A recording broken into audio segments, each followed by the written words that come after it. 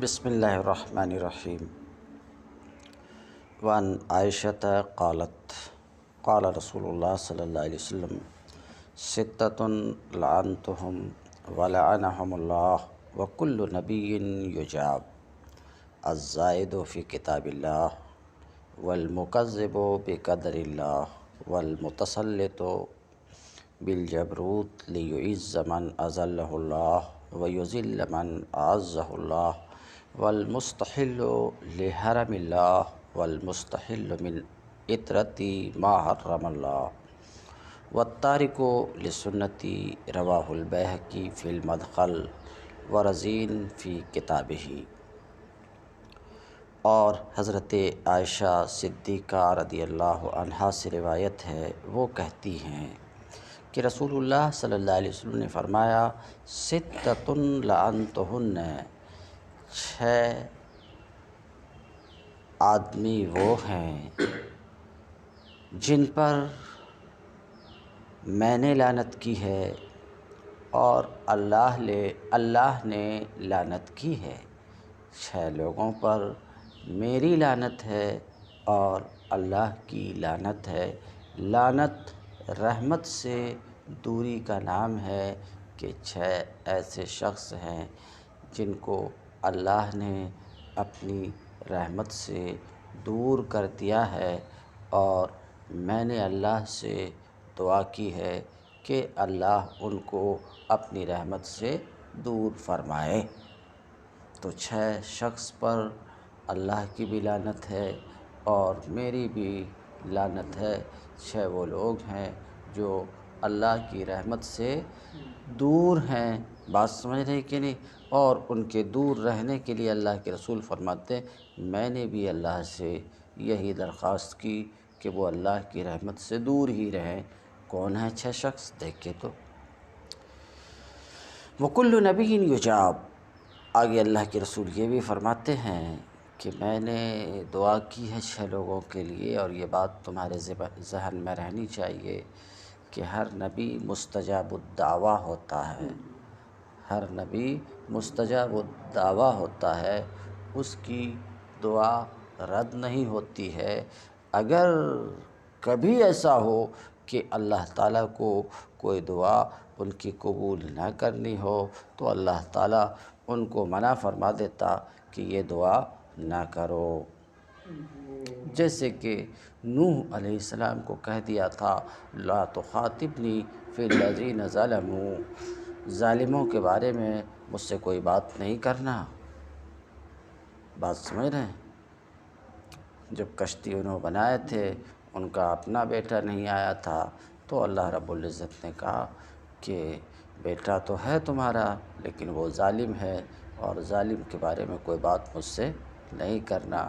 یہیں سے سمجھ گئے ہوگے کہ یقیناً نبی کی سنی جاتی ہے، رسول کی سنی جاتی ہے، مگر اس کے لیے ایک دائرہ ہے۔ بات سمجھ رہے کہ نہیں؟ اس کے حق میں سنی جائے گی جو ظالم و کافر اور مشرک نہ ہو، مگر جو ظالم و کافر اور مشرک ہے اس کے حق میں قطعاً نہیں سنی جائے گی۔ سمجھ رہے ہیں؟ اسی کے بارے میں سنی جائے گی جو اللہ اور رسول کا وفادار ہو، گو بد عمل ہی کیوں نہ ہو۔ سمجھ رہے ہیں کہ نہیں؟ اسی کے بارے میں نبی اور رسول کی بھی سنی جائے گی۔ غیر تو غیر، نبی اور رسول کی بات ہو رہی ہے، لیکن بہرحال جو موضوع ہے وہ یہ کہ ہر نبی مقبول الدعا ہوتا ہے، سمجھ رہے ہیں؟ ہر نبی مستجاب الدعا ہوتا ہے، سمجھ رہے ہیں؟ اور میں نے 6 لوگوں کے لیے 6 لوگوں پر لعنت کی ہے۔ اب دیکھیے وہ 6 لوگ کون ہیں۔ الزائد فی کتاب اللہ، نمبر 1، پہلا شخص وہ ہے جو اللہ کی کتاب میں زیادتی کرے، بڑھائے اپنی طرف سے۔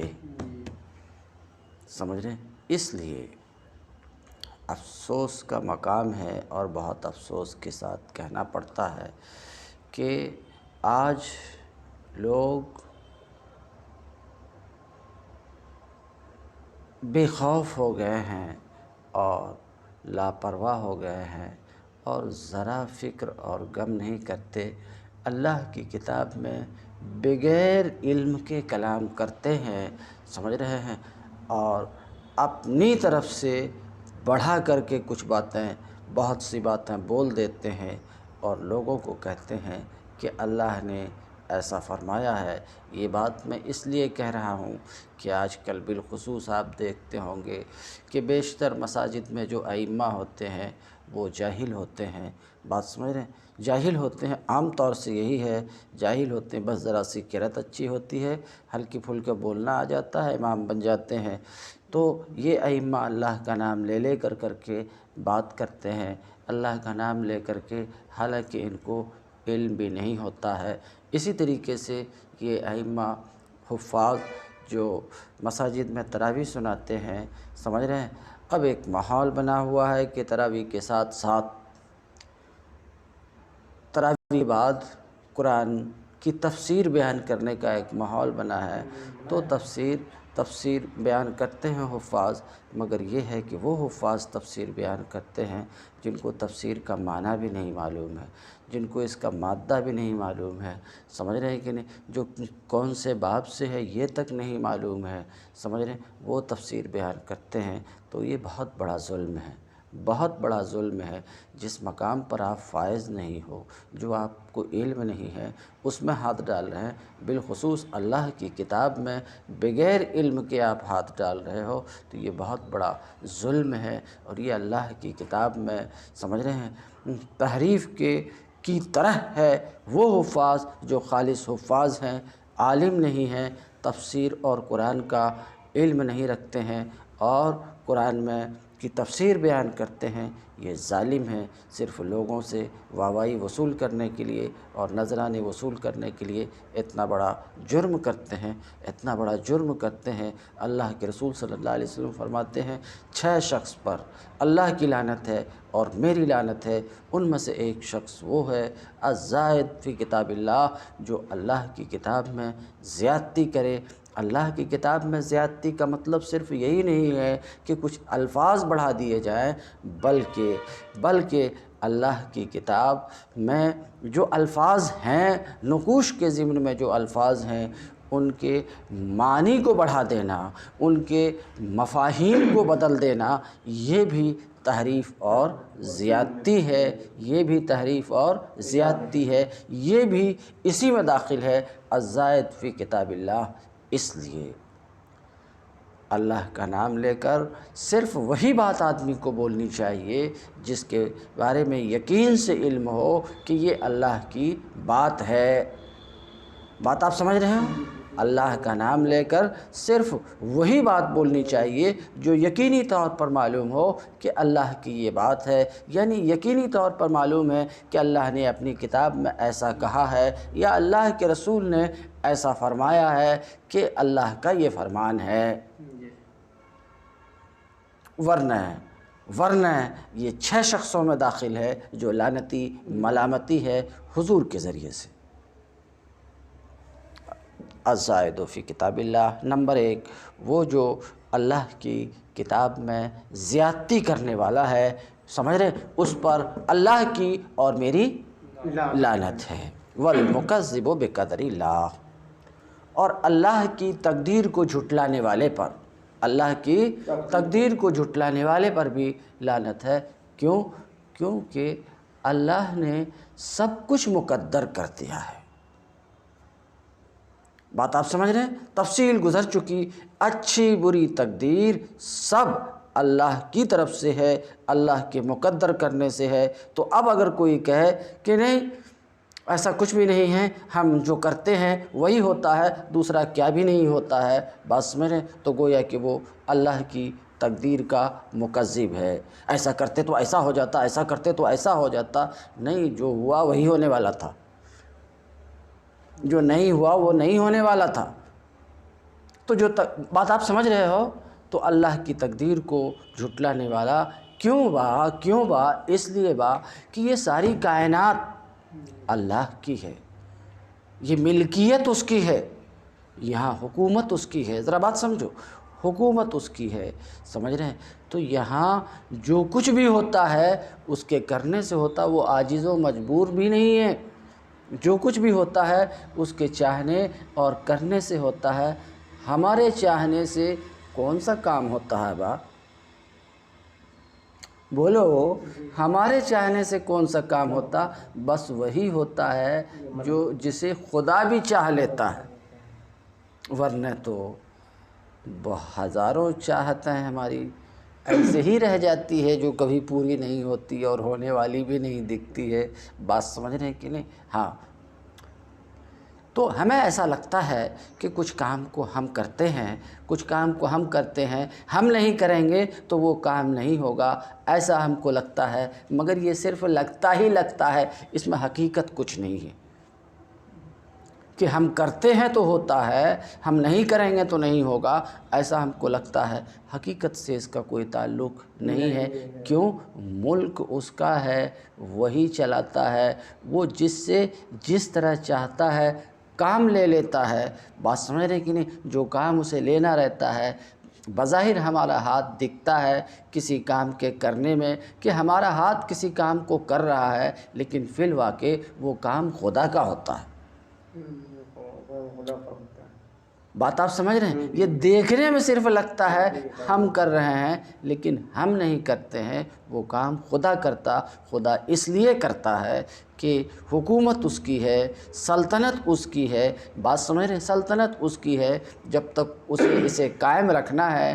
بات سمجھ رہے ہیں؟ جب تک اسے قائم رکھنا ہے، اسے چلاتے ہی رہنا ہے۔ یہ الگ بات ہے کہ اس نظام کو چلانے کے لیے اللہ تبارک تعالیٰ کبھی ہمارے ہاتھ کا بھی استعمال کر لیتا ہے۔ بات آپ سمجھ رہے ہیں؟ تو 6 شخصوں میں سے ایک شخص ہے اللہ کی تقدیر کا جھٹلانے والا، والمتسلط بالجبروت، اور ایک تیسرا شخص جبراً قبضہ جمانے والا۔ جبراً قبضہ جمانے والا، بات آپ سمجھ رہے ہیں کہ کچھ لوگ زبردستی قبضہ کسی چیز پر، کسی سامان پہ زبردستی قبضہ جما لیتے ہیں۔ بات سمجھ رہے ہیں کہ نہیں؟ تو اس پر بھی اللہ کی لعنت ہے۔ کہتے ہیں والمتسلط بالجبروت، اور جبراً قبضہ جمانے والا کیوں ایسا کرتا ہے؟ تاکہ وہ لیعز من اذلہ اللہ، تاکہ اللہ نے جس کو پست کیا ہے اس کو بالا کرے۔ اللہ نے جس کو پست کیا ہے اس کو بالا کرے، جس کو ذلیل کیا اسے باعزت بنائے۔ کہتے ہیں اور ذلیل کرے اس کو جس کو اللہ نے عزت دیا ہے، جس کو چیز دیا ہے، سمجھ رہے ہیں، اس کو بے چیز والا بنائے، اور جس کو چیز نہیں ہے، سمجھ رہے ہیں، اس کو چیز والا بنائے۔ ایسا کرنے کے لیے تو یہ کیا ہے؟ غلط کام ہے۔ سمجھ رہے ہیں کہ نہیں؟ اللہ کی لعنت ایسے شخص پر بھی ہے جو جبراً اور زبردستی کسی کی چیز پر قبضہ کر لیتا ہے۔ والمستحل لحرم اللہ، اور اللہ چوتھا، سمجھ رہے ہیں؟ والمستحل لحرم اللہ، اور اللہ کی لعنت ہے، اور اللہ کی لعنت ہے کس پر؟ اس پر جو اللہ کی حرام کی ہوئی چیزوں کو حلال ٹھہرا لے۔ مستحل حلال قرار دینے والا۔ دیکھو 2 باتیں ہیں، ذرا دھیان سے سنو۔ ایک تو یہ ہے کہ کچھ لوگ ایسے ہوتے ہیں جو حرام اور ممنوع کام کو کرتے ہیں۔ سمجھ رہے ہیں حضرت؟ حرام اور ممنوع کام کو کرتے ہیں۔ تو یہ جو بھی ایسا کرتے ہیں، حرام اور ممنوع کام کو کرتے ہیں، یہ حرام، غلط، گناہ، برا ہے۔ برا کام جو کرتے ہیں برا ہے۔ تو ایک تو یہ کہ برا کام کرنا، یقیناً برا کام کرنا برا ہے۔ اللہ نے جس کام سے روکا ہے وہ کام کرنا غلط ہے، یقیناً غلط ہے۔ ذرا دھیان سے سنو، یقیناً غلط ہے۔ تو اب یہ غلطی عام طور سے لوگوں سے کیسے ہوتی ہے، مومنوں سے کیسے غلطی ہوتی ہے؟ اس کا نفس مجبور کر کے کروا دیتا ہے۔ اس کا نفس مجبور ہو کے کرنا ہوگا۔ بات سمجھ رہے ہیں؟ نفس مجبور کر کے کروا دیتا ہے، ایسا کام کروا دیتا ہے جس کام سے اللہ نے منع کیا ہے۔ تو اللہ نے جس کام سے بھی منع کیا ہے یقیناً اس کا کرنا برا ہے۔ جیسے کچھ لوگوں کو شراب کی عادت ہوتی ہے اور پی لیتا ہے، تو پینا اچھا نہیں ہے. شراب کی بات کر رہا ہوں. یقیناً شراب پینا کیا ہے؟ حرام ہے، برا ہے.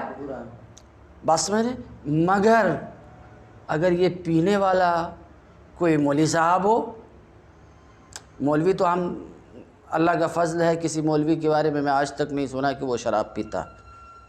مولوی پر اتنا تو اللہ کا فضل ہے، کسی مولوی کے بارے میں آج تک میں نہیں سنا کہ وہ شراب پیتا ہے یا پیا ہے یا پینے کا عادی ہے. آپ نے سنا کسی کے بارے میں؟ نہیں. بولو بھائی. یہ اللہ کا بہت بڑا فضل ہے مولوی کے اوپر کہ آج تک میں کسی مولوی کے بارے میں نہیں سنا کہ وہ شراب پیتا ہے. صحیح بات ہے کہ نہیں؟ یہ بہت بڑا فضل ہے کہ نہیں؟ تو بہرحال بات یہ ہو رہی ہے کہ شراب پینا برا ہے، مگر برا ہے. تو اب مسلمانوں میں سے بھی کچھ لوگ شراب پیتے ہیں، نفس مجبور کرتا ہے، مگر یہ سمجھ کر کے نہیں پیتے ہیں کہ یہ ٹھیک ہے، اچھا کام میں کر رہا ہوں، بلکہ یہ سمجھتے ہیں کہ کام غلط ہے، اللہ نے منع کیا، برا سمجھتے ہوئے پیتا ہے، اللہ سے ڈرتے ہوئے پیتا ہے مگر اللہ سے بھی ڈرتا ہے. ذرا بات سمجھو. تو ایسوں کے بارے میں تو آپ امید رکھ سکتے ہو کہ اللہ ہلکی پھلکی سزا دے کر کے اس کو معاف کر دے گا، یوں بھی معاف کر دے گا سکتا اگر وہ چاہے تو. مگر وہ جس کو پینا ہے اور وہ کہے کہ نہیں یہ عام لوگوں کے لیے منع، ہمارے جیسے لوگوں کے لیے منع نہیں ہے، تو اللہ نے جو حرام کیا ہے اس کو حلال ٹھہرا لے، یہ مستحل لحرام اللہ، اللہ کی حرام کی ہوئی چیزوں کو حلال قرار دینے والا یہ بہت بڑا مجرم ہے. ایسا مجرم نہیں چھوڑا جائے گا. جیسے کہ بہت سی باتیں آج لوگوں میں ہیں کہ وہ برائی ہے مگر وہ حضرت بنے ہوئے ہیں، لوگوں کے بیچ میں وہ حضرت بنے ہوئے ہیں. تو جب حضرت بھی کیا نیک بنے ہوئے ہیں، اللہ کے نیک بندے بن کر کے لوگوں کے سامنے آئے ہیں، اور یہ بات بھی ہے تو لوگ کہیں گے کہ یہ کیسے نیک ہیں کہ نیک بھی ہیں اور برا کام بھی کرتے. تو اب وہ برے کام کو شریعت کا لیبل لگا کر کے اچھا بنا دیے ہیں. بات سمجھ رہے کہ نہیں؟ تو یہ لوگ نہیں چھوڑے جائیں گے. کیوں؟ اللہ نے جن چیزوں کو منع کیا ہے، جن چیزوں سے منع کیا ہے، بلب سے واضح جس چیز کو حرام کیا ہے اس کو حلال کرنے والے پر اللہ کے رسول فرماتے میری بھی لعنت اور اللہ کی بھی لعنت. بات سمجھ؟ ایسے لوگ نہیں چھوڑے جائیں گے. بات سمجھ رہے ہیں؟ بات آپ کو سمجھ میں آ رہی ہے؟ والمستحل لحرم اللہ. اور 6 لوگوں میں سے ایک وہ ہے جو اللہ کی حرام کی ہوئی چیز کو کیا کر لے؟ حلال کر لے. سمجھ رہے؟ 6 میں سے ایک وہ بھی ہے جن پر میری اور اللہ کی لعنت ہے. آگے اس کو بھی ذرا سا دھیان سے سن لو. والمستحل من اطرتی ما حرم اللہ. ابھی مستحل کا معنی سن چکے ہیں؟ ذرا دھیان سے سنو، نہیں تو لوگ اس پر دوسری تقریر کریں گے. مستحل کے معنی حلال کرنے والا، حلال کرنے والا. ٹھیک ہے. من اطرتی، اطرت اولاد، اطرت اولاد. اچھا. ما حرم اللہ ہو جسے اللہ نے حرام کیا. اب ترجمہ کر کے دیکھو تو، اور میری اولاد میں سے، اور میری اولاد میں سے والمستحل من اطرتی، اور میری اولاد جو اللہ کی حرام کی ہوئی چیز کو حلال کر لے. ذرا دھیان سے سن لو. اس پر بھی میری لعنت ہے اور اللہ کی بھی لعنت ہے. تو اللہ کے رسول کیا فرماتے ہیں؟ میری اطرت میں سے، میری اولاد میں سے جو اللہ کی حرام کی ہوئی چیز کو حلال کر لے اس پر بھی اللہ کی لعنت ہے. بات سمجھ رہے ہیں؟ تو سمجھ لو کہ اپنے آپ کو جو سید کہتے ہیں، ذرا دھیان سے سن لو، اپنے آپ کو جو سید کہتے ہیں اور اپنے آپ کو کہتے ہیں کہ ہم آل رسول ہیں، بات سمجھ رہے ہیں، اولاد بطول ہیں، ایسا کہتے ہیں، گلشن زہرا کی پھول ہیں حضرت خطیب صاحب، اس طریقے سے جو بولتے ہیں، تو ان لوگوں کو یہ فرمان اپنے سامنے رکھنا چاہیے کہ اللہ کے رسول کیا فرماتے ہیں کہ میری اولاد میں سے جو بھی اللہ کی حرام کردہ چیز کو حلال کر لے، سمجھ رہے ہیں کہ نہیں، اس پر میری لعنت ہے اور اللہ کی بھی لعنت ہے۔ تو وہ لعنتی ہے، وہ بڑا لعنتی ہے جو آل رسول ہے، ذرا دھیان سے سن، وہ بڑا لعنتی ہے جو آل رسول ہے، یعنی اپنے آپ کو آل رسول کہتا ہے، بات سمجھ رہے ہیں، اور اللہ کی حرام کی ہوئی چیز کو حلال بھی قرار دیتا ہے، تو وہ دوسروں کے بنسبت زیادہ ملعون ہے۔ یہ خود یہ حدیث بتا رہی ہے، یہ مولوی صاحب نہیں کہہ رہے، بات سمجھ رہے ہیں۔ تو سید حضرات اپنی منقبت بیان کرتے ہیں کہ ہم سید ہیں، تمہیں سید ہو بڑی اچھی بات ہے، سلام سید صاحب، مگر یہ ہے کہ شریعت پر ہو تو موسٹ ریسپیکٹڈ آپ ہیں، بہت بہت سلام، بہت عزت کرتے ہیں، شریعت کے خلاف ہو تو کوئی وزن نہیں ہے سید صاحب آپ کا۔ کیوں؟ کیونکہ اللہ کے رسول فرماتے ہیں ستۃ لعنتہم ولعنہم اللہ، تو جس کو خود اللہ نے ملعون کر دیا، جس کو اللہ نے اپنی رحمت سے دور کر دیا، اور جس کے لیے خود رسول اللہ نے بد دعا کی، سمجھ رہے ہیں کہ نہیں، کہ اللہ تعالیٰ ان کو رحمت سے دور کر دے، ایسوں کو ہم اپنے سر پہ نہیں بٹھا سکتے۔ سید صاحب آل رسول ہو آپ، مگر شریعت پر ہو تو سر پہ بٹھائیں گے، اور شریعت کے خلاف ہو تو ایک پیسہ آپ کا ویلو میرے نزدیک نہیں ہے، ایک پیسہ آپ کا کوئی وزن نہیں ہے۔ وہ جاہلہ ہے جو خالی سید سید کر کے آپ کو سر پہ بٹھا لیں گے، لیکن پڑھے لکھے لوگوں کے دل میں آپ نہیں اتر سکتے ہیں شریعت کی مخالفت کر کے، شریعت کی دھجیاں بکھیر کر کے، جیسے کہ آج کل بہت سے وہ لوگ جو اپنے آپ کو سید کہتے ہیں اور شیعیت کو پروان دے رہے ہیں۔ کیا کر رہے ہیں؟ اپنے آپ کو سید کہتے، اپنے آپ کو سنی کہتے ہیں، اور شیعیت کا جھنڈا بلند کر رہے ہیں، سمجھ رہے ہیں کہ نہیں، شیعیت کا جھنڈا بلند کر رہے ہیں، اور کام شیعیت کا کر رہے ہیں کہ صحابہ کرام کو گالی دیتے ہیں، حضرت امیر معاویہ کو گالی دیتے ہیں، یہاں تک کہ شیخین تک کو نیچے کرنے کی کوشش کرتے ہیں۔ تو یہ سید صاحب نہیں ہیں، یہ شیعہ صاحب ہیں، جو شیخین کے مرتبے کو گراتے ہیں، ذوالنورین کے مرتبے کو گراتے ہیں، حضرت امیر معاویہ کو برا بھلا کہتے ہیں، یہ لوگ سید صاحب نہیں ہیں، جناب شیعہ صاحب ہوں گے،